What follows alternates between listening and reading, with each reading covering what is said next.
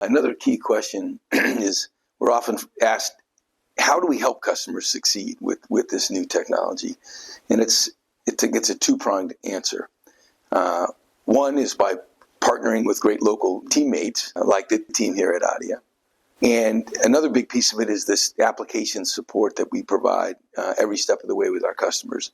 Of course, the machines come in and we go through the basic setup and maintenance of the machines, but then we work through the initial jobs with the customer, step by step, every one of them with an applications engineer looking over their shoulder, going through all of the where, how, why we would set up a job a certain way to get the most out of the machine.